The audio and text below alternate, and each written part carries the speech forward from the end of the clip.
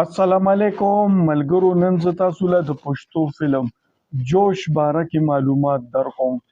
جوش فلم په 2012 کې په آئینه سینما باندې ریلیز شوی و. د دې ډایرکټر ارباز خان او پروډوسر بابو کلیکشن و. د دې په سٹار کاسټ کې جهانگیر خان، ارباز خان او سحر خان و. او دا فلم بیخي فلاپ شوی و. آئینه سینما باندې ریلیز شوی او فلاپ شوی و. ډیر خشته میوزیک و، ډیره خشته کہانی و او فلاپ شوی و. د فلاپ کېدو نه پس هغه ټیم خو سوشل میډیا دونه عام نه وه، نو یو اخبار کې آصف خان کوم چې د ارباز خان پلار دی، هغه یې په انټرویو ورکړی و چې معیاري فلم فلاپ کېدل چالو شوي دي او دا د پښتو انډسټرۍ لپاره بیخي ښه خبره نه ده. نو چې جوش فلم فلاپ شو نو هغې نه پس اکا دوکا فلم به فلاپ کېدو او دغه من د پښتو انډسټرۍ زوال چالو شو، ځکه چې جوش فلم میوزیک چې کوم کړی و هغه شاکر زیب کړی او شاکر زیب په حد تمام کړی. فلم خو په یوټیوب کې نشته، خو غانې ټولې په یوټیوب کې موجود دي، تاسو وګورئ چې شاکر زیب میوزیک سره څونه خواري کړې وه او د جهانگیر خان شاته کونسیپ یو ډیر خشته یو یونیک سټایل کې راغلی یې. او دا فلم چې فلاپ شو هغې من نه د پښتو انډسټرۍ زوال چالو شو، چې کله معیاري فلمونه په قول آصف خان معیاري فلمونه فلاپ کیږي نو دا د انډسټرۍ لپاره د تباهۍ باعث جوړیږي.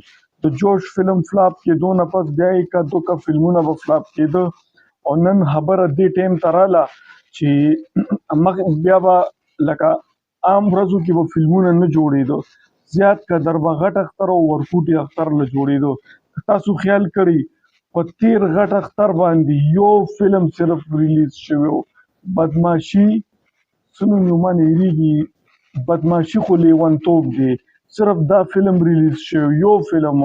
مطلب اوس اختر کې هم څوک فلم نه جوړوي چې ولې فلم پیسه نه کوي، نو ریکوري نشته، فلم پیسه نه کوي نو څوک فلم جوړ کړي نو تاوان دی. نو اوس 14 اګست لپاره خو سیلانونه شوي دي، خو هم لا فی الحال زما په خیال لا کار پې نه دی روان، کنفرم نه دي، ځکه چې پروډوسران بیخي یریږي چې مونږ ډیر خشته فلم جوړ کړو، که ډیره خواري مو وکړو، ډیر څه دغه وکړو، سینما ته څوک نه راځي. اوس خبره دې ټیم ته راغلې ده چې ارشد سینما، نن ما یو ویډیو کتله، ارشد سینما خو ورانه شو، پی باندې د ارشد سینما لومبنۍ خښته وغورځېده، لکه مزدوران یې پرې ولګولو، خښتې غورځېدل چالو شو. نو چې ارشد سینما ورانېږي نو پاتې نو ما په خیال یو شمع سینما پاتې شوه، یو آئینه سینما پاتې شوه او یو صبرینا سینما پاتې شوه. او دوی به ګورم چې دوی به تر کومه ځان دې دغه ته نیسي، دې حالاتو ته به تر کومه ځان نیسي. نو ګورو چې وړاندې چې څه کېږي که نه. نو دا د جوش فلم باره کې ما تاسو له معلومات درکړ چې دا فلم معیاري فلم و او فلاپ شوی و. امید دی چې نننۍ ویډیو به ستاسو ډیره خوښه شوي.